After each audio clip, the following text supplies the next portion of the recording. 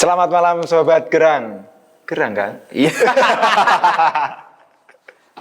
Nah, kali ini podcast malam ini kita ditemani oleh sesosok Hantu ya. Ini balik maning gitu.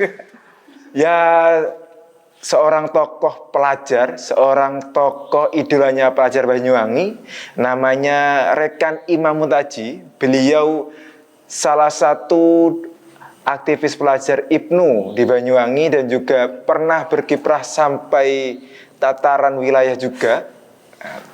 Jadi kalau ngomongin pelajar dan dunia pendidikan, ini sudah pakemnya. Ya, kita sambut Rekan Imam Mutaji. Nah, gimana kabarnya Mas Rekan? Alhamdulillah sehat lah. Ya. Keseharian sibuknya apa sekarang Mas Rekan? Kalau keseharian sekarang itu di freelance bagian desain grafis. Oh, desain visualisasi gambar gitu kan? Iya, tidak hanya visualisasi gambar juga sebenarnya, tapi visualisasi ide. Oh, Visualisasi ide. Kalau ada yang membuat PPT, namun ingin lebih berkesan ya saya bisa diandalkan. Oke. Catat itu teman-teman Gerang, kalau ingin PPT ataupun hal-hal dunia akademik yang nggak bisa, langsung saja hubungi Rekan Imam Mutaji. Tapi memang Mas Imam Mutaji sekarang di visual design ya. Iya. Padahal kan aslinya kan akademiknya Iya, sarjana kimia. kimia. Sarjana kimia, visual design. Nah, ini kesaktiannya Rekan Imam Tapi Mutaji. apakah memang ilmu visual design itu memang dari kampus atau memang otodidak? Kalau tentang desain itu kan berangkatnya dari seni dasarnya. Kalau seni itu memang dari TK. Saya itu menyadari kalau saya itu berbakat di dunia seni, khususnya di bagian menggambar. Nah, sampai di situ kelas 6 MI, saya tuh melihat saudara saya itu dia tuh bermain Corel Draw. Jadi mengaplikasikan apa yang digambar di buku itu di aplikasi di laptop. Artinya pun saya ingin, cuma nggak bisa terrealisasi sehingga saya pun memendam untuk belajar Corel Draw. Baru ketika semester 2 saya itu difasilitasi laptop oleh orang tua saya, barulah di situ bukan saya mempelajari Excel ataupun Word, tapi saya mempelajari Corel Draw. Ya tetap akademik tetap jalan kan? Oh iya, tetap jalan. Seni adalah ledakan. Seni ada. Ledak.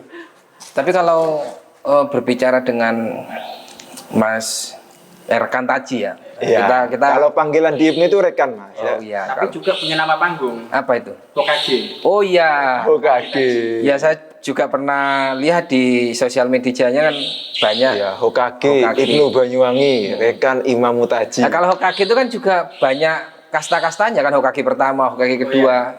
Kalau Mas Taji, Rekan Taji nih di Hokage keberapa biasanya itu? Kalau saya itu di IPNU sendiri itu kan ketua di generasi ke-20. Oh, ke-20. Tapi kalau Hokage sendiri saya itu menisbatkan ke Naruto, berarti Hokage ke-7. Oh, Hokage ke-7.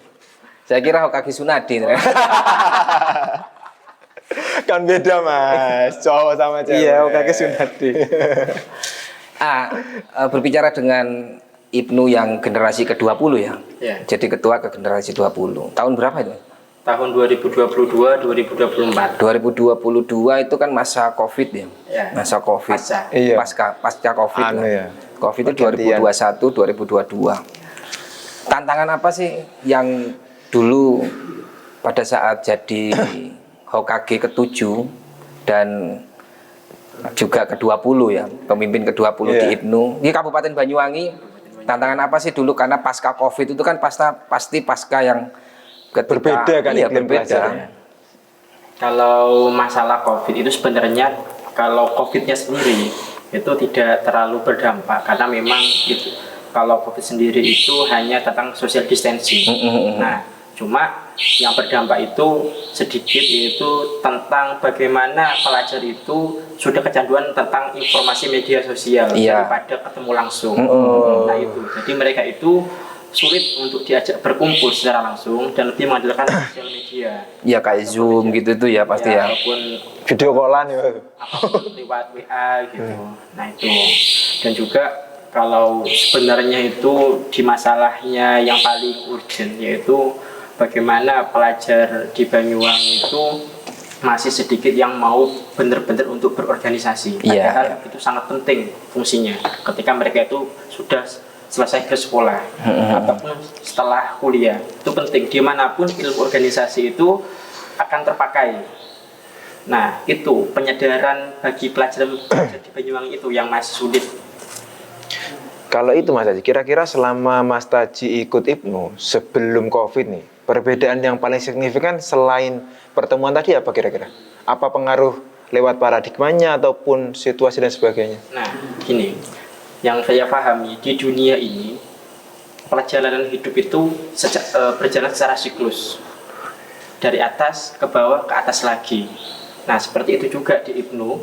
Setelah maju pasti tidak akan maju selalu, pasti akan ada era kemunduran. Nah, saya menyadari pada waktu saya itu menjadi pucuk pimpinan itu rawan sekali untuk kemunduran. Iya. Nah, sehingga yang saya fokuskan bagaimana saya mempertahankan. Nah, itu. Oh iya, berarti ya nggak ada jaminan juga ya perbedaan yang signifikan sebelum COVID ataupun pasca COVID-nya ya? Ya, signifikannya di situ karena di sebelum ketika COVID sebenarnya itu kan era yang bagus karena memang komposisi pengurusnya itu hebat-hebat. Iya. Nah, seperti itu. Terus kena COVID di tahun 2021. Karena di era saya itu kan ada permajaan usia. Nah, itu ada permajaan usia di mana pada waktu itu tahun 2022 saya berangkat ke asrama haji di Jakarta itu untuk umroh. Jadi situlah momentum di IPNU itu ada permajaan usia yang maksimal dulu itu 27 tahun dan akhirnya dipatok menjadi 24 tahun dan itu pun di breakdown sampai ke bawah, mulai PAC yang awalnya 23 tahun menjadi 24 tahun menjadi 23 tahun 22 tahun. Itu yang usia ranting itu yang awalnya 19 tahun menjadi 18 tahun. Bayangkan ketika saya menjadi wakil ketua satu di organisasi, ketika ada rapat anggota itu sulit untuk mencari ketua ranting usia 18 tahun. Andai pun ada, itu masih belum kompeten. Nah, karena masih berlaku yang namanya sifat awas. Awas itu merendahkan kepada yang lebih muda. Jadi ketika ada orang yang lebih muda, awas merendahkan. Kamu itu anak kemarin. Iya sih. Nah, akhirnya jadi memang permajaan sulit. gitu ya. Ketika memang ada usia 18 tahun, pasti jalannya itu terseok-seok ataupun bakal mati. Sehingga saya pun menabrak aturan, tidak masalah ketua ranting itu usianya 19 tahun. Iya. Tapi di tahun 2022 sudah dilakukan permajaan yang mana ketua ranting usianya 18 tahun. Sangat sulit sekali. Tapi ketika permajaan dari peraturan yang rantingnya harus 18 tahun, berarti kan regenerasi mulai kita masuk ke IPNU itu minimal berapa tahun? Minimal usia 13 tahun. 13 tahun. Berarti kan dari 13 itu sebagai pucuk pimpinan berarti kan harus mengkader adik-adik yang umurnya masih di bawah untuk di kisaran SMP kan Mas itu.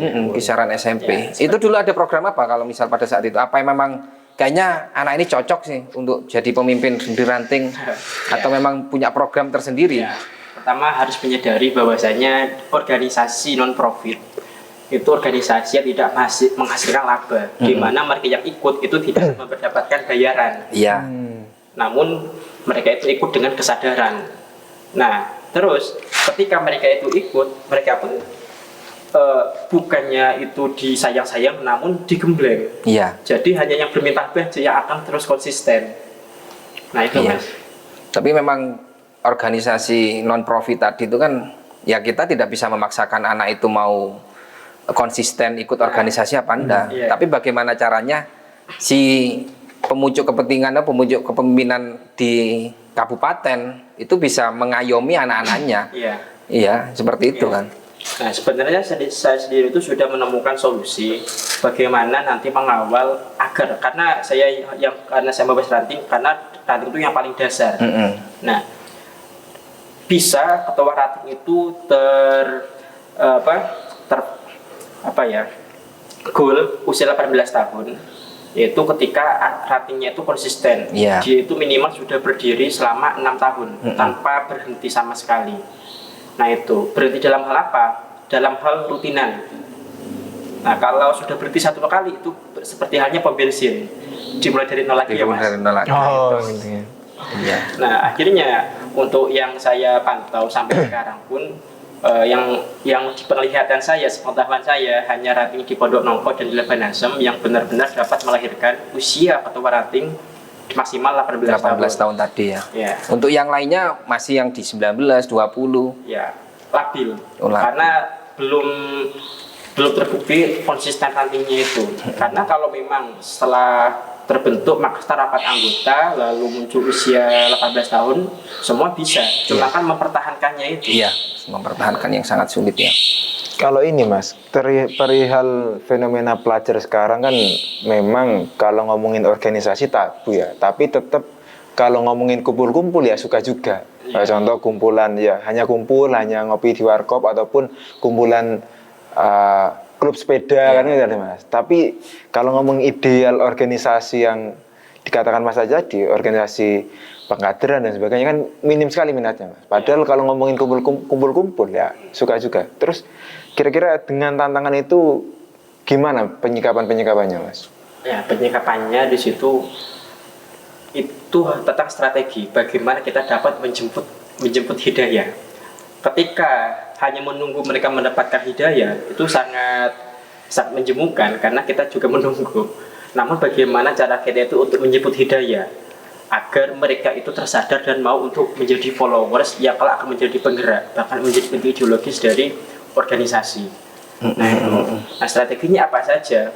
Yang pasti saya meniru dakwahnya Nabi Muhammad, yaitu dengan cara kita itu mengikuti mereka, namun kita tidak perlu menjadi mereka. Nah itu seperti halnya ketika Nabi Muhammad itu memberikan suatu perlakuan kepada Abu Sufyan dengan sahabat Ansor.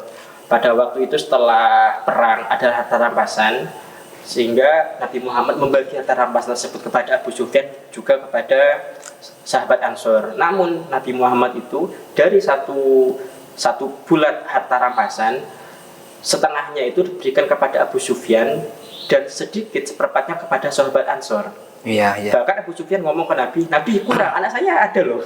Iya, Abu Sufyan bilang seperti itu. Iya, kurang. Ya, anak saya belum. Itu kalau nggak salah habis perang Hunain itu. Ya, akhirnya Nabi Muhammad di situ ditegur sama sahabat Ansor. Wahai Nabi, saya bukan meragukan engkau tentang keadilan engkau, namun kenapa kok saya yang sudah lama mendampingi engkau, namun hanya engkau beri sedikit, sedangkan Abu Sufyan dia baru masuk Islam, engkau beri banyak. Akhirnya Nabi Muhammad pun dengan lugas dia berbicara kepada sahabat, sesungguhnya apakah kamu tidak percaya bahwa saya itu sebagai orang yang paling jujur di dunia ini? Ya, saya tidak meragukan. Nah, kamu harus tahu bahwasanya dia itu baru masuk Islam, dia itu mu'alaf, jadi harus masih bagian orang yang dijakati ya? Harus dibacakan. Iya. Kalau Ansor kan sudah nih ya, kalau sahabat Ansor sudah lama, keimanannya sudah teruji ya. teruji. Untuk strateginya bagaimana menjemput hidayah itu, kita itu berusaha agar untuk memanjakan mereka yang menjadi target kita. Iya, pasti. Dengan cara apa?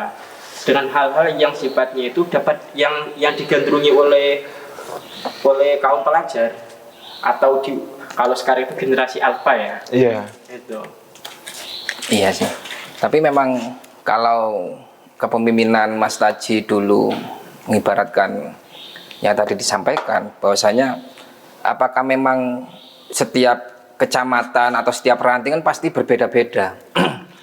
Jadi setiap orangnya di sini yang kebanyakan ya pekerjaannya lebih apalagi Banyuwangi kan ada Osing, ada Madura, ada Jawa ya. Nah, kalau dulu Mas Taji pada saat seperti itu melihatnya seperti apa?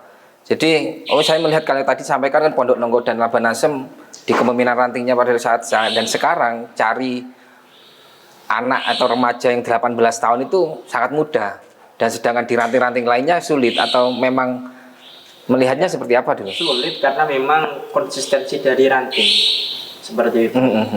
Kalau ranting itu cuma satu periode berdiri, namun menuju periode kedua itu masih berdiri, itu alhamdulillah. Namun kesulitannya ketika ranting itu baru berdiri, belum dapat 2 periode itu sudah tinggal ketua dan juga ketua IPNUS juga ketua PPNU, sehingga itu seperti halnya ganda campuran ya, bulu tangkis saja gitu. Nah itu, jadi memang yang sebenarnya sampai sekarang pun di semua organisasi itu tetap konsistensi. Iya, iya. Bagaimana dapat merawat secara kontinu. Iya, iya. Tapi kalau melihat tahun 2022 jadi Hokage 2023 ini kan sampai sekarang sudah menggeluti di desain ya. Ya. Apakah memang sekarang itu pelajar di Banyuwangi, ya kita bilang khususnya Banyuwangi, apa memang melihatnya Mas Taji kurang adanya apa ya kayaknya kurang konsistensi lah di organisasi. Melihatnya seperti apa kalau di tahun 2025 ini? Karena memang 2022 sudah kita fokus ke ketua IPNU ya.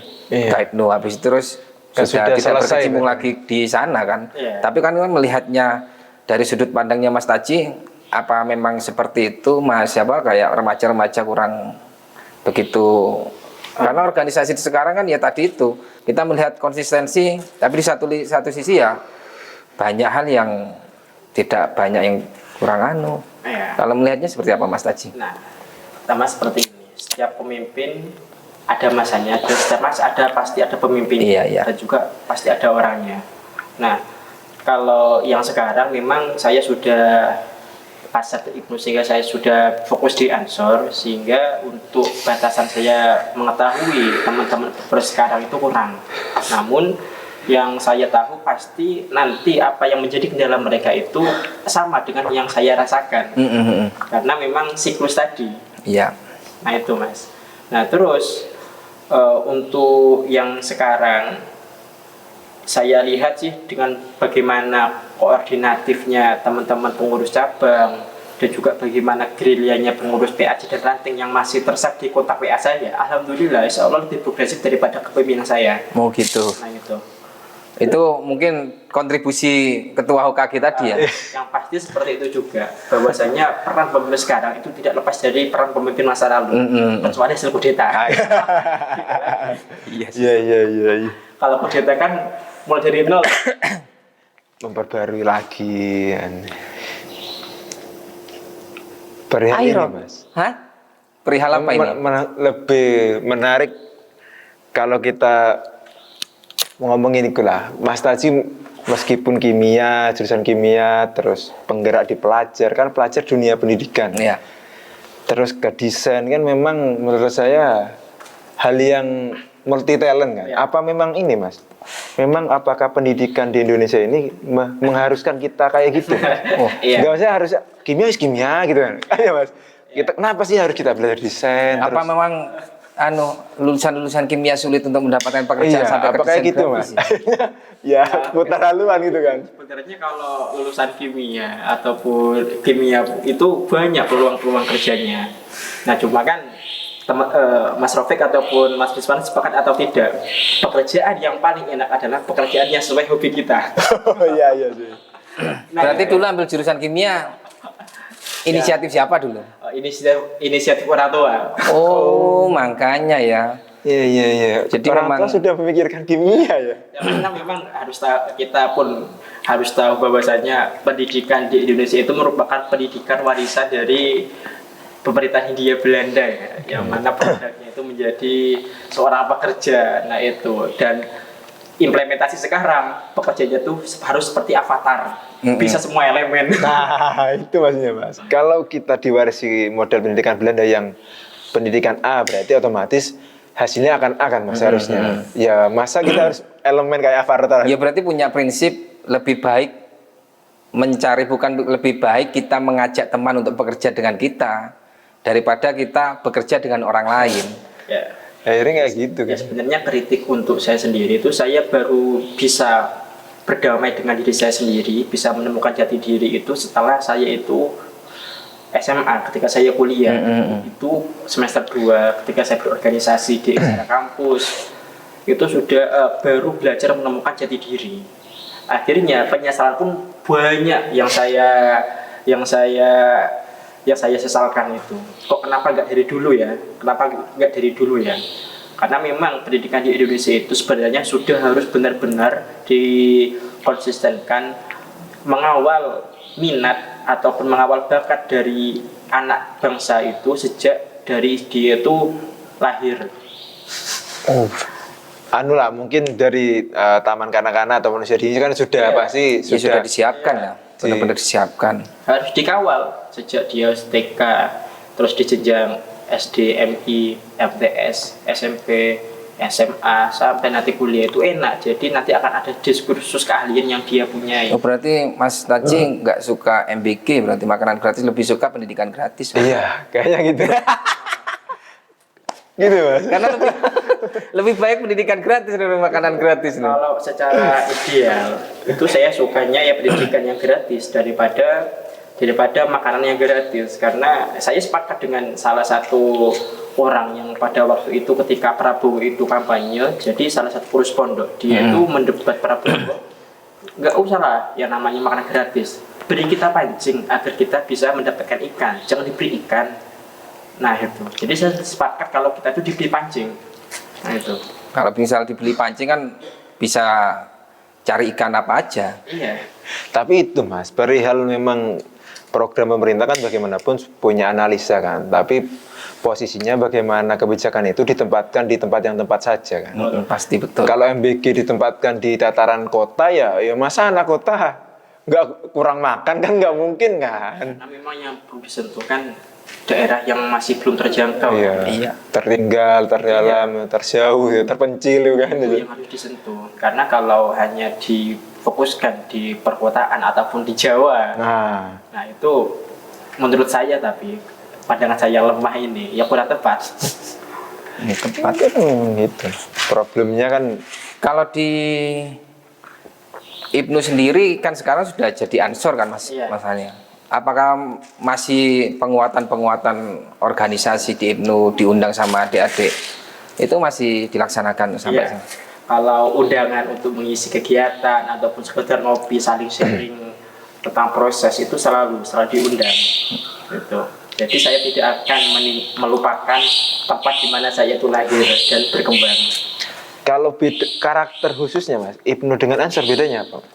Nah, kalau di Ibnu itu merupakan organisasi untuk membentuk bahan baku yang unggul. Nah, itu sesuai bukunya Mas Ayung itu di Pelajar Bergerak di bab terakhir, bahwasanya Ibnu itu tepat dibentuknya pelajar bahan baku. Nah, sehingga ketika sudah menjadi bahan baku yang unggul, ketika Ibnu ini pasca di Ibnu, dia itu bergerak di Ansor, hanya NU dimanapun berada, dia selalu akan menjadi produk unggul. Nah, seperti halnya beras, kalau berasnya itu punel, nasinya pun menjadi nasi punel. Nggak mungkin nasi punel tapi diproduksi dari beras yang kelasnya kelas bawah, ya kan? Iya. Nah itu. berarti tempat menggemblengnya para pelajar-pelajar. Ya, walaupun ketika di proses di Ibnu, saya merasakan banyak yang mengabaikan, memandang sebelah mata, bahkan tidak memakai matanya untuk melihat. Nah, namun perlu disadari, Ibnu ini dan IPPNU itu menjadi fondasi masa depannya Nahdlatul Ulama. Nah itu, kalau Ibnu dan IPPNU diabaikan, ya maaf saja, kalau NU ini akan menjadi apa? Tuh. Kalau Itu Ansornya Mas, konsepnya. gimana? Ansornya. Kalau Ibnu adalah tempat menciptakan bahan baku yang top gitu kan. Nah, kalau Ansornya kira-kira gimana? Nah, jadi al-ilmu bila amalin kasyajari bila tamarin. Ilmu tanpa diamalkan bagaikan pohon tanpa ada buahnya. Jadi di Ansor itu merupakan tempat kita untuk mengimplementasikan apa yang telah kita dapatkan di Ibnu. Nah itu merupakan organisasi bahan baku di mana di Ibnu kita itu ditempa agar pikiran kita itu punya paradigma yang bagus. Nah, sehingga ketika di Ansor kita punya implementasi pikiran kita itu kita implementasikan di Ansor, sehingga ketika dari konsep yang bagus akan melahirkan gerakan yang bagus juga. Nah itu bernilai, setiap gerakan itu sudah terhitung dan pasti bernilai, bukan hanya asal-asal gerakan, namun ternyata hanya seremonial, bahkan hanya gerakan yang kosong ya.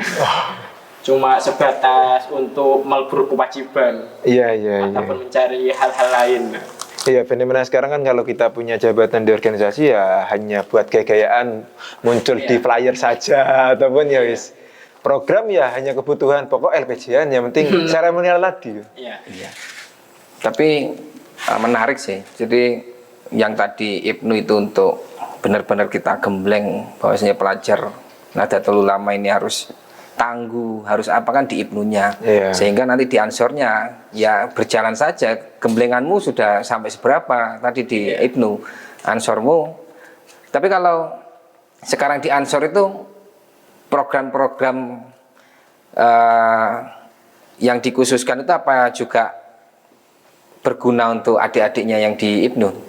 Ya, yang pasti kalau ngomongkan program itu di Labanasem sendiri sudah ada diskursusnya bahwasanya sofu-sofakum rapatkan barisan kalian. Bagaimana Banum-Banum itu sudah membuat program. Cuma jangan sampai saling berbenturan. Iya, pasti. Jadi di ketua Ansor sendiri teman saya sekaligus saudara saya itu sudah mengultimatum kepada teman-teman, silakan kita mau bergerak kegiatan, cuma jangan sampai berbenturan. Misal ketika momen Maulid Nabi, cuma satu organisasi saja, misal Ibnu yang mengadakan, Ansor dan Fatayat jangan. Kita sama-sama hadir. Jangan, tidak perlu sama-sama melakukan kegiatan yang sama. Iya, akhirnya ketika soft itu sudah rapat tapi tetap diisi, akhirnya kan gesek-gesekan gini. Iya. Jatuh semua akhirnya kan Mas. Ada klimaksnya. Nah, itu. Tidak hanya saling saling menonjol aku ini Ansor, kamu ke Ibnu, jadi seperti itu ya. Jadi memang saling melengkapi, saling membutuhkan. Nah, seperti itu. Nah, kalau saya bingung ya, bukan bingung sih, dalam arti ada banyak teman-teman yang di Ibnu, yang di Ansor, ada juga di ISNU. Nah, ISNU itu berbeda atau beda sendiri atau gimana itu? Kalau ISNU itu termasuk badan otonom, sama halnya dengan Ibnu, IPPNU, Fatayat Muslimat, juga Ansor. Nah, kalau ISNU sendiri itu memadahi bagi para warga Nahdlatul Ulama yang sudah gelar sarjana, baik itu S1, S2 ataupun S3. Oh, berarti kalau Mas Taji juga ISNU juga Ansor. Nah, kalau secara kultur ya seharusnya ikut ISNU. Namun secara struktural saya masih belum masuk ISNU. Kenapa, kan sudah sarjana? Ya karena belum ada perekrutan. Untuk ketua cabang ISNU jangan lupa rekrut rekan Imam Mutaji. Kalau ISNU itu ada jenjangnya, ada umurnya kan, memang sarjana kan, kalau sarjana kan di umur 18 sampai pokok sudah sarjana. Oh, sudah sarjana. Berarti kalau sudah sampai mati Mas. Kalau sudah lulus berarti nggak jadi sarjana, ketika sudah lulus kan ketika sudah mendapatkan gelar sarjana. Oh, bukan mendapatkan gelar sarjana baru bukan pada saat dia kuliah. Ketika proses. Oh, ketika pasca proses. Berarti setelah sudah wisuda, nah itu baru jadi perekrutan ISNU. Oh, berarti ISNU-nya ini benar-benar di akademik yang benar-benar kamu matang di proses akademik perkuliahannya, baru di ISNU-nya. Ya, idealnya seperti itu. Tapi pernah nggak kebayang kok saya ini aktif di organisasi, mulai dari Ibnu sekarang di Ansor, apa sih manfaat dan bahasannya mudorotnya lah ketika kita berorganisasi di Ibnu sama Ansor? Apa memang relasinya sangat kuat atau apa di Labanasem? Labanasem ya? Labanasem. Alhamdulillah kalau ngomongkan tentang mudorot itu memang karena diri saya sendiri yang lalai. Iya. Yang pasti di organisasi itu selalu ada manfaat, khususnya di Ibnu ataupun di Ansor. Iya. Mesti bermanfaat. Ada yang bermudorot itu karena klien saya sendiri. Kenapa itu? Ya pasti ya saya sendiri yang mudorot, entah itu ketika ada hal-hal yang jelek dipandang orang dan itu dinisbatkan ke organisasi, padahal itu bukan organisasi yang salah tapi oknumnya. Iya. Saya sendiri itu. Nah, kalau motivasi saya sendiri untuk berorganisasi ya, kalau saya bilang takdir itu terlalu terlalu naif lah. Iya. Tapi kalau saya menyadari seperti halnya itu panggilan. Memang seperti halnya takdir yang mempertemukan dengan jalannya sendiri. Jadi kalau tentang NU, saya sendiri baru kenal NU ya ketika masuk Ibnu semester 2. Dulunya nggak kenal ngomongin NU, saya NU. Tapi ternyata NU itu kalau di dalam itu merupakan struktural organisasi, bukan hanya aku-akuan saja. Nah itu. Namun embrionya itu ketika saya membuat Facebook tahun 2011 setelah Iya, 2011 ketika saya kelas 3 MTS itu membuat Facebook. Saya itu menulis di buku saya, di bio saya itu Islam NU 100%. Iya. Islam NU 100%. Dan saya itu mempautkan Gus Dur sebagai figur saya. Dan saya di situ seperti halnya intuisi ya, yang mengarahkan saya sampai saya itu ada di jalur Ibnu ini atau jalur ke-NU-an ini, karena memang bio itu yang mengantarkan saya di posisi ini, di jalur ini. Di bio yang tadi ditulis tahun 2011 tadi itu. Ketidaksengajaan itu. Iya, berarti kan ketika ketidaksengajaan itu kan jadi bahan apa ya? Intuisi ya. Iya. Panggilan hati. Kayak itu Mas, langsung apa Tapi difokuskan pasti berat kan? Pasti berat ketika kita ngomongin 100% NU. Apapun yang dilakukan itu pasti, ya tadi disampaikan ketika aku melakukan kesalahan. Itu ini, saya. Itu saya. Orang lain tapi memandangnya, oh kamu kader NU kan seperti Iya. itu pastinya. Pasti akan berat. Langsung legitimasi. Ya, kalau mereka tetap menisbatkan organisasi yang salah, setelah saya klarifikasi, akhirnya anjing mengganggu kafilah berlalu, biarkanlah. Nah, ini sekarang menarik nih Mas.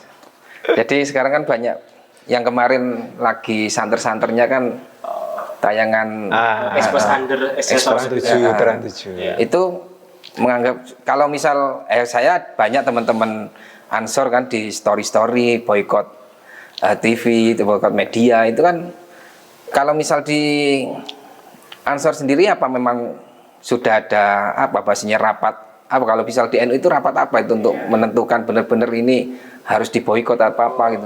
Kalau saya sendiri sih saya mendukung penuh dengan saya setuju itu. Oh benar. Iya. Malah mendukung penuh. Iya, untuk diboykot apa? Oh iya. Hampir. Saya kira mendukung. Iya. Kalau sudut pandangnya Mas Taji selaku aktivis Ibnu gimana? Kan ya pernah nyantri. Mantan aktivis Ibnu juga sekarang aktivis Ansor. Oh ya kira. Kalau pandangan saya itu benar-benar menciderai daripada harkat dan martabat pesantren, kiai dan santri. Itu sangat tidak layak untuk ditonjolkan. Karena memang kalau saya melihat ya, ininya telah itu seperti halnya Metro TV. Jadi modelnya merosting. Iya. Nah, itu karena kalau ditayang lengkapnya, di endingnya itu benar. Setelah merosting nanti akan diarahkan ke hal yang benar. Cuma roastingannya itu yang sangat membuat kita mencederai lah ya. Sakit hati, nggak pantas lah sosok yang di situ kita figurkan, yang memberikan ilmu, yang membangun peradaban itu dianggap seperti itu dan diucapkan. Iya. Kita dikatakan apa itu berjalan apa menunduk seperti budak. Padahal itu kan produk adab kan. Adab itu yang akan mengatakan kepada peradaban. Adab sendiri kan dari bahasa Arab yang artinya itu terdidik. Di sana peradaban itu merupakan suatu lingkungan yang terdidik. Iya. Nah itu, ketika hal seperti itu dibuat guyonan, berarti yang buat guyonan itu ya produk-produk yang ingin menghasilkan pendidikan. Nah itu, saya takut jangan-jangan itu PKI. Tapi saya curiga gini Mas, kadang banyak sekali ketika ada isu agama dinaikkan, berarti ada isu yang akan tenggelam. Iya. Ada juga biasanya ada yang lebih besar untuk ditenggelamkan tadi. Kira-kira menurut Mas Haji gimana pandangannya? Kalau tentang geopolitik nasional itu saya kurang memahami ya. Nah itu, namun ketika memang pemain geopolitik nasional sudah memainkan isu agama, hati-hati saja, kalau mereka akan rusak sendiri karena sudah berani memainkan isu agama untuk membuat adu domba. Ya tapi kalau tentang adu domba sendiri kan itu memang merupakan senjata yang paling ampuh di Nusantara kan, karena itu merupakan produk dari Belanda untuk David et Impera, sehingga Indonesia itu gagal untuk merdeka. Berarti memang benar-benar menyetujui trans 7 aja Mas Taji untuk diboykot. Tapi aku melihat gini Mas, di komen-komen, itu kita beli aja udah trans 7-nya, nanti kita buat gedung pondok pesantren gitu Mas. Tapi memang benar-benar sangat mencederai sih. Ketika kita apalagi, ya saya memang belum pernah mondok sih, belum pernah mondok. Tapi saya dulu penelitian, saya dulu di pondok, di Blok Agung kan malah. Ketika di Blok Agung itu saya kan meneliti kepemimpinan apa sih yang dilakukan oleh ketua yayasan atau untuk, karena ketika pondok di Blok Agung itu kan ada SMA, ada SD, ada MI, ada MTS, ada SMP. Semua pendidikan ada. Semua pendidikan ada, sehingga non formal sama formalnya kan ada.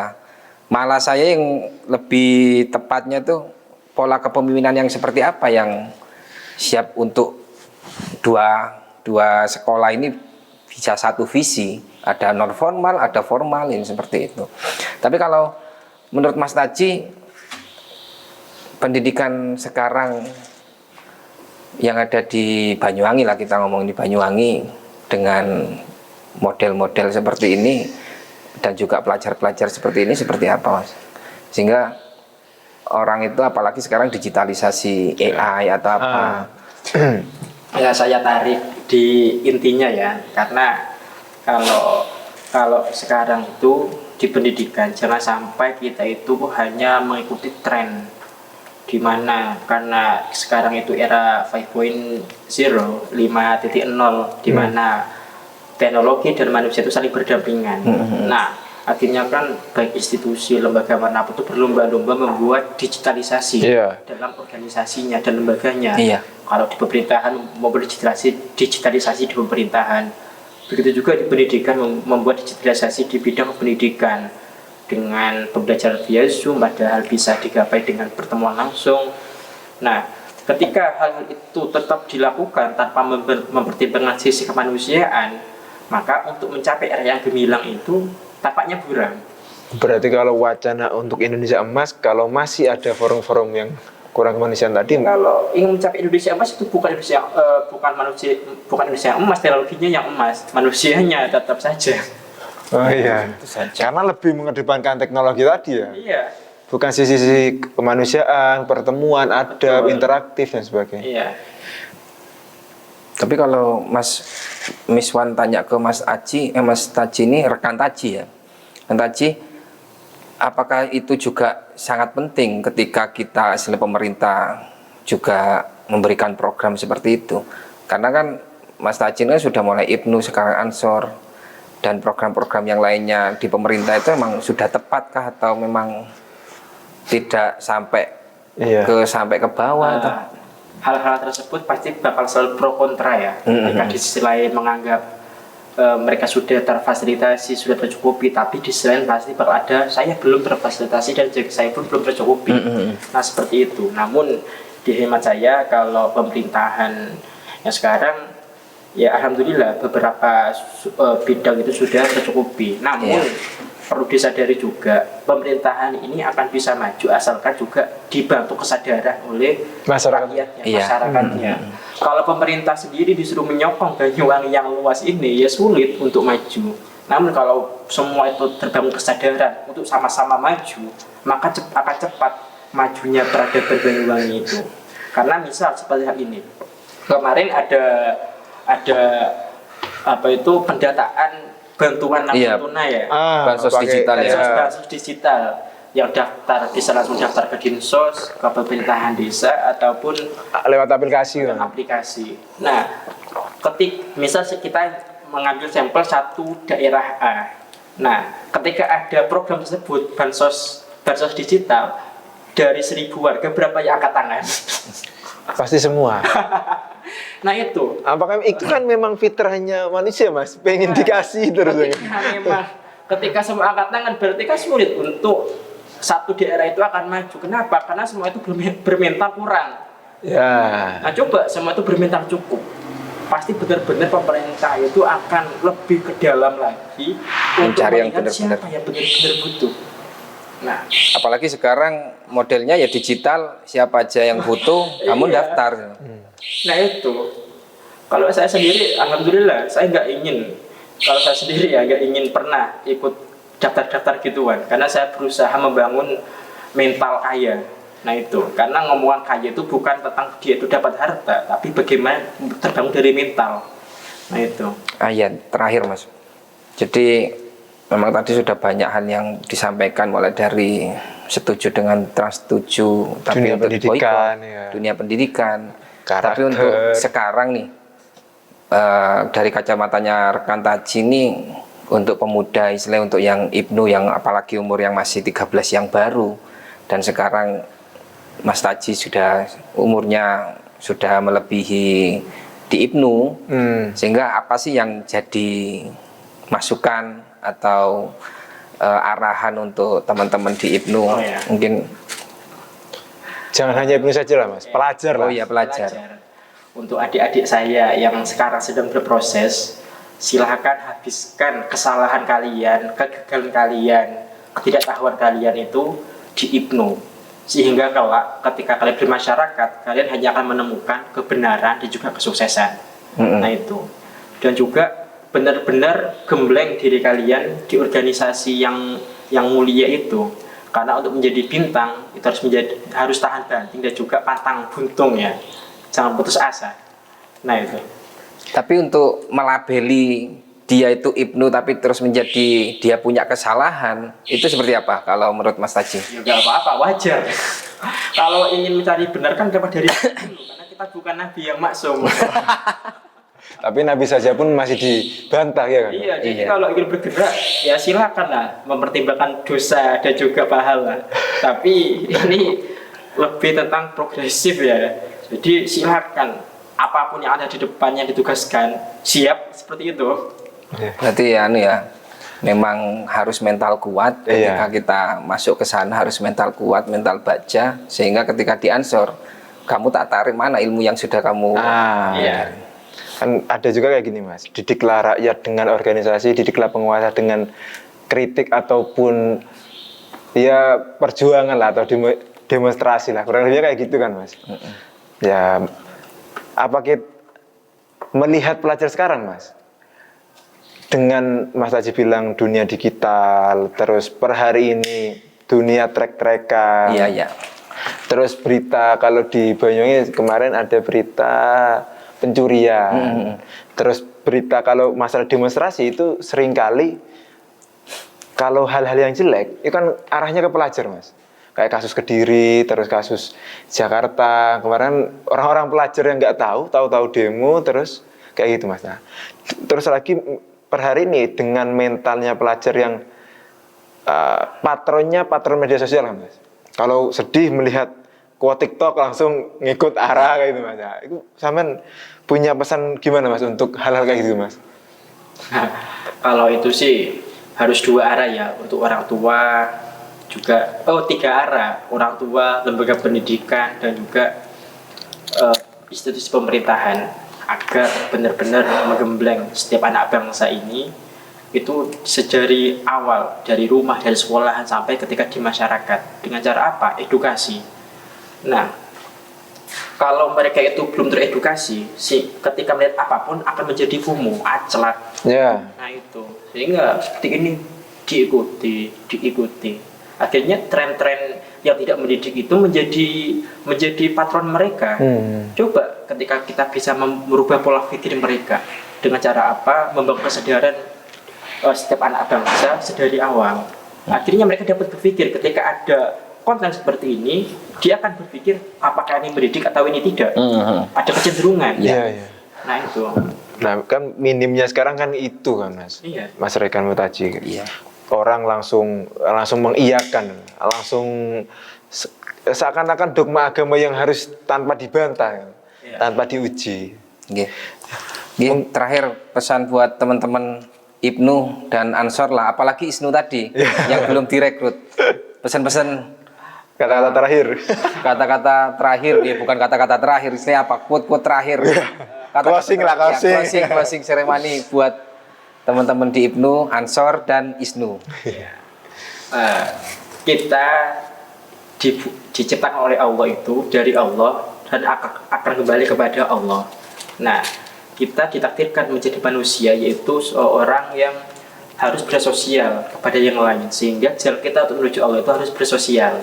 Maka selama kita itu bersosial, buatlah hal yang berdampak kepada mereka, buatlah kesan yang positif kepada masyarakat, sehingga kalau ketika menghadap Allah, kita akan mendapatkan kebahagiaan dan kebanggaan. Oke. Nah itu cukup.